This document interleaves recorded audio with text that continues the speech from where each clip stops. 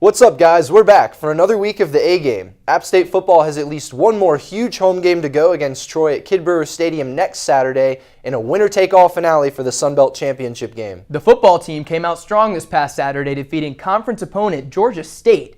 And Jalen Moore, despite being injured now, is the first to accept an invitation to the Reese Senior Bowl in Mobile, Alabama. Angel Nahar was named the Southern Conference Wrestler of the Week, and the men's basketball team signed forward Anuri Castillo.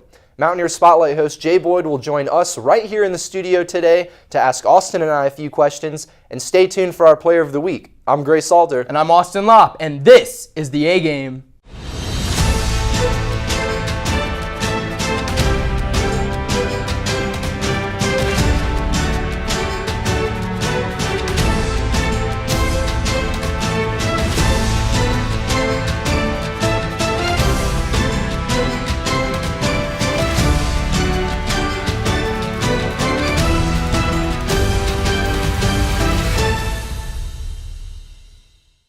Appalachian State has known since the loss to Georgia Southern that they needed to win out for the rest of the regular season to make it to the Sun Belt Championship game.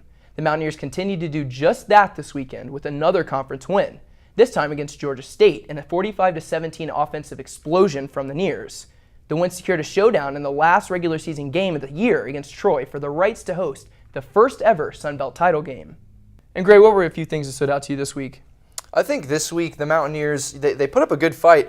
The Panthers actually moved the ball relatively well against them, had over 300 yards of total offense, but the thing was they couldn't do it consistently. They might have a play here and there that they could string together where they were gaining yards, but they couldn't finish drives. They had only 15 first downs in 10 possessions, so they weren't even averaging 2 first downs per possession. It's tough to move the football downfield when you're putting up stats like that against a pretty tough Mountaineer defense.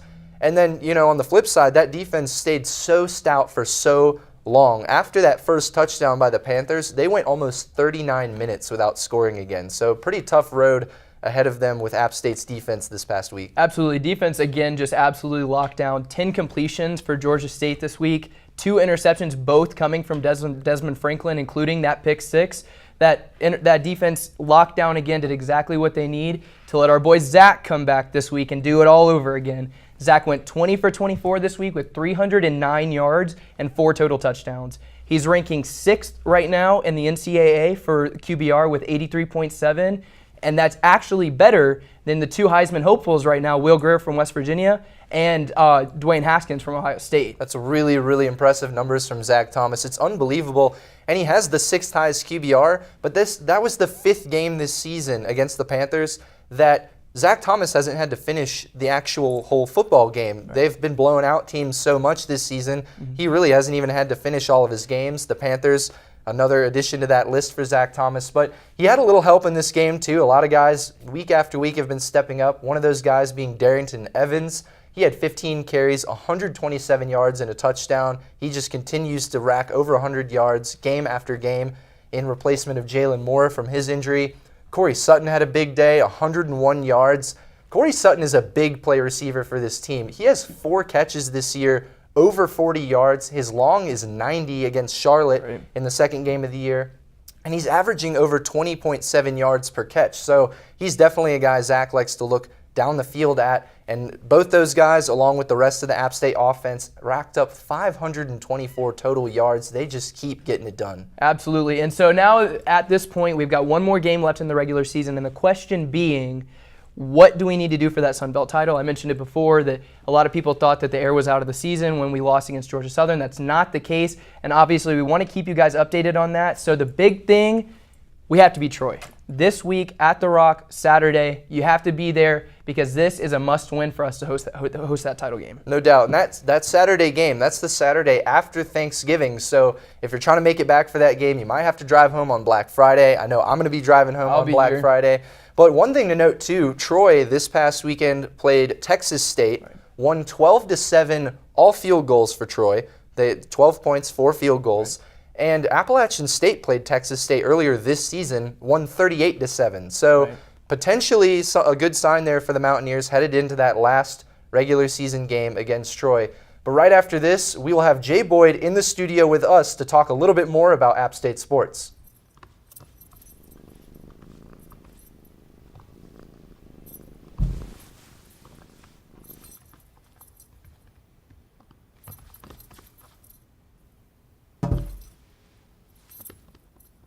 There's a shelter pet who wants to meet you. Meet one today. Visit theshelterpetproject.org. Adopt.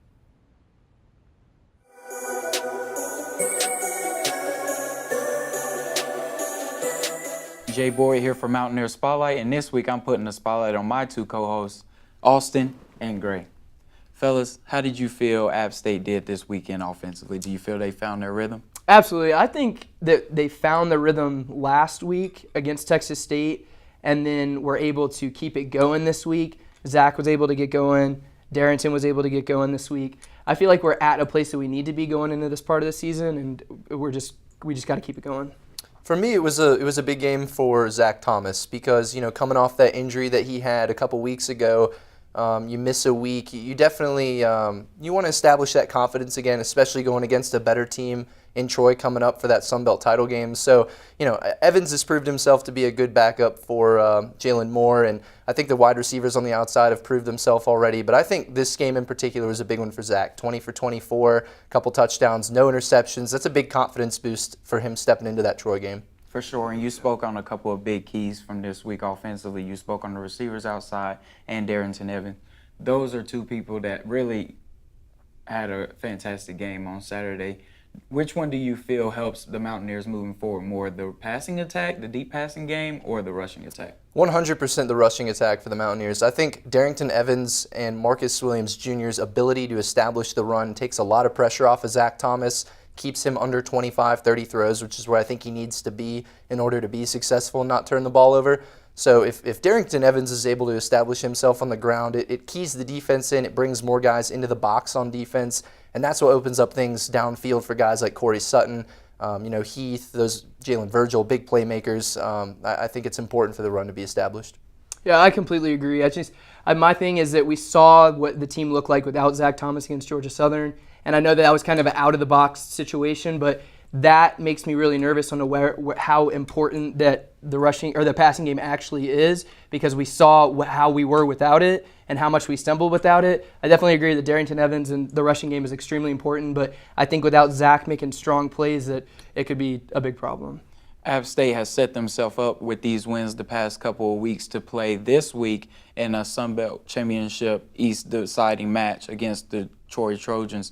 How do you see App State setting themselves up in that game, and what's their biggest threat to their success as they take on the Trojans on Saturday? Their biggest threat to themselves is themselves. I mean, we saw, I'll mention it again, Georgia Southern. We came in, everybody kind of seemed like we were a little bit too excited. We had that top 25 ranking during that game, and we blew it basically mentally.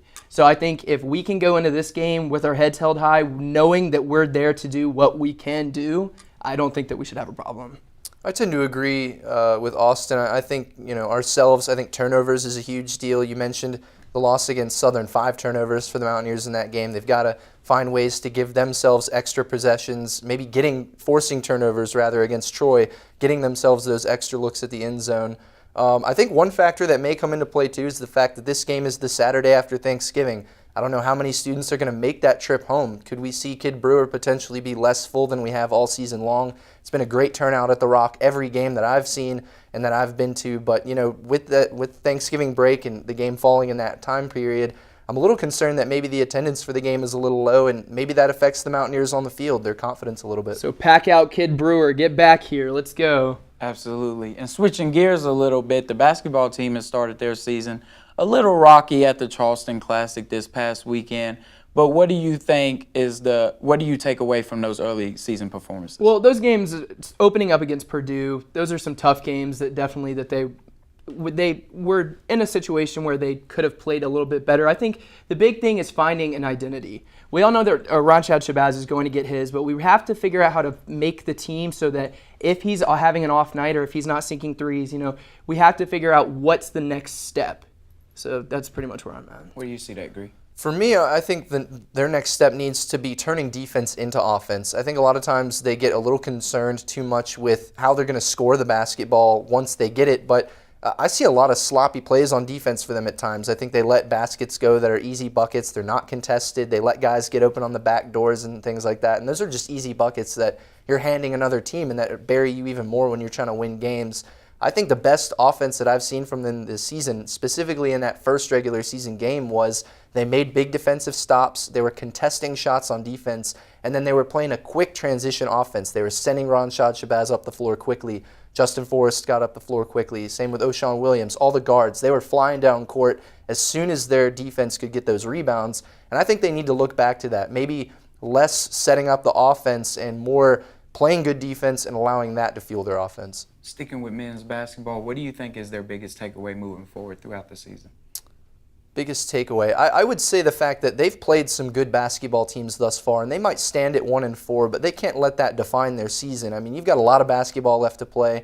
They really haven't taken on anybody in the Sun Belt Conference yet, which is where their eye truly is. I mean, for the Sun Belt, realistically, probably only one team is going to make it into that NCAA tournament at the end of the year, and it's going to be the winner. So for App State to start off 1-4, definitely not where they probably wanted to be confidence-wise, but the real contest lies in the Sun Belt. They've got to perform well in those Sun Belt games and hopefully finish that tournament strong at the end of the year. Absolutely. I completely agree. I mean, coming out of these tournaments, sometimes you play teams that you're not equally matched up with against, and you just have to keep your eyes forward. You have to get back into the gym. When they get back to Boone, I'm sure they'll be back soon. You have to get into the gym. You have to practice. Coach Fox has to set his guys straight. I saw too many times over the weekend, guys just running up, taking stupid shots from weird places, maybe from a jump shot from the free throw line, dumb threes. We had to find that identity. We had to get, and that is solved in the gym during practice. We have to run the plays. We have to know what we're doing and how we're going to score the basket. Jay, another thing too, I think they need to have a little more confidence in the freshman Adrian Delph. I think what I've seen from him this season has been really impressive, and they've gotten him on the floor. But I noticed in a game recently, he made a couple of shots right in a row, came right out and sat down on the bench, and that kills you momentum-wise. If you're a player, you get into a rhythm. You start to feel yourself out there on the court a little bit, and the same goes for if you're in a bad rhythm. And I think when Ronshad Shabazz, as Austin mentioned earlier, is kind of falling out of rhythm, they have a lot of really talented players, and I think Adrian Delph is probably top 3 or 4 when it comes to just pure talent on that team. It's vital experience for him moving forward if he touches the floor a little more. I think they need to get the freshmen out there a little bit more than I've seen so far this season. Absolutely. Delph will be a big part of their season moving forward. This week for Q&A game, my co-hosts Austin Lopp and Hannah Mosley were on campus asking students about their Thanksgiving dinner preferences. All right, man, so it actually got pretty cold today. It snowed last night. We got a game tomorrow. What is the coldest that you would go to a football game in? Coldest temperature? Probably 50. 50? Okay, so you won't be there tomorrow probably then. Probably not. Okay, gotcha. All right. So on Thanksgiving, do you prefer to eat ham or turkey? Definitely turkey. Turkey? Yeah. Over ham? Yeah. Wow. Okay, to each his own. Trivia question. How many turkeys are eaten in the U.S. every year? A, 100 million, B, 280 million, or C, 60 million? 280 million? Yes, that's right. Good job. Ham or turkey when it comes to Thanksgiving? Ham. Ham. Good answer. That's a good answer. The weather's been getting super cold outside, so what's the coldest you would ever go to a football game? Probably like 20 degrees. Well, I've been in a football game that was 16 degrees, so that'd probably be my limit. Next question. You're sitting at Thanksgiving, dinner is served. You going ham, turkey, or other? Other, I'm a vegetarian. Okay, so what would you go with? Like mac and cheese. Mac and cheese. All right, that sounds delicious. All right, so let's finish out with some trivia. Approximately how many turkeys are eaten on Thanksgiving Day? A, 100 million, B, 280 million, C, 60 million. I'd go with 100 million. It is 280 million. Good try. All right, with the temperature getting colder outside and the football game tomorrow, what is the coldest temperature that you would go to a football game at? Ooh, probably not anything below freezing. Freezing. Yeah, that's probably a smart idea. And then, do you prefer ham or turkey at Thanksgiving? Ham for sure. Me too. In the U.S., every year, how many turkeys are eaten? A, 100 million, B, 280 million, or C, 60 million? That's a lot. I'm gonna go with A. It's actually B, 280 million. There's a lot of turkey eaten in America. And on Thanksgiving, do you prefer to eat ham or turkey? Definitely turkey. Turkey. All right, final question. I'm going to give you a trivia question here, and you get a big prize if you get this right, okay? The original Thanksgiving lasted how many days? 3? Yeah, that is it. I don't actually have a big prize for you, but that was impressive. Thank you. All right, guys, so you sit down at the Thanksgiving table on Thursday. You got a turkey to your right. You got a ham to your left. Where are we going? Right. Turkey is undefeated in my house. Okay. Classic. Thanksgiving ham. I definitely love a Thanksgiving ham, no doubt. Absolutely. Just pulling it off and eating it. It's absolutely delicious. All right, so next question. What is the coldest temperature you guys would be at a football game in App State? I like cold temperatures. I'll be all right. I'll bundle up and be in the building for my boys. True fan. For App State, I'm going to be at Kid Brewer Sub-Zero, no doubt. I'll bundle up like Jay. But this is the thing. App State has been blowing out some opponents. That's true. I'd say if it's cold enough, I'm watching the rest at home on TV. Yeah, there's no shame in saying, hey, I think we got this one. I'll watch the rest of it at home. So I got one trivia question for you guys, and I want to see if you can get it right, okay? What year was the first Thanksgiving? 1410, 1582, or 1628? I'm going to go 1682. Was that the number? 1628. But same thing. 1628. I'm gonna go 1582. All right, Jay's got it. 1628 was the first Thanksgiving. And coming up next on the A Game, we'll give you coverage of the men's and women's basketball teams and volleyball. Stay with us. You think getting dumped by text is harsh? Try getting dumped by a tennis ball. My ex-owner drove me out to the woods, yelled fetch, and by the time I brought the ball back, he was gone. Yeah, I was pissed. But the folks at the shelter helped me let go of my anger. I learned coping skills, like taking it to the hole. Boom! Now I'm ready to fetch again. But how about I throw and you run and get it? The men's basketball team opened play at the Charleston Classic with a 92-70 loss to number 23 ranked Purdue on Thursday, and the Black and Gold fell to 1-4 on the season this week. Justin Forrest recorded a team-high 14 points, including a perfect 8 from 8 shooting from the free throw line, and 4 rebounds. The Mountaineers then fell to Wichita State 82-76 on the second day of the Charleston Classic. Forrest had a season-high 28 points, went 60% from the field, and 80% in three-pointers. The Black and Gold closed out play at Charleston Classic on Sunday, falling to Ball State 94-86 in an overtime decision. App State will return home on November 26th to play Winston-Salem State at 7 p.m. The women's basketball team earned a 68-65 victory over UNCG on Thursday evening in the home opener at the Holmes Convocation Center. Lainey Gosnell went 8 for 8 from the charity stripe with 3 buckets and a season-high 14 points with 5 boards. Bree Stanley tallied with 13 points and was perfect with a 6 for 6 showing from the charity stripe and 5 rebounds. Maddie Story had a season-best 11 points, led the team with 7 rebounds, and shot 7 for 7 from the line as well. The Mountaineers finished 25 of 28, highlighted by a 10 of 10 stretch over the final 2 minutes and 56 seconds of the game. This is the 11th straight win against UNCG dating back to the 2009-2010 season. The women's basketball team kept the momentum rolling with an 81-78 victory over the Davidson Wildcats in John M. Belk Arena. Ashley Polasek propelled the Mountaineers victorious with a go-ahead three-pointer with just 21 seconds to go in the game. The Mountaineers turned in the best offensive outing of the season in points, field goal percentage, and 18 assists on 32 baskets.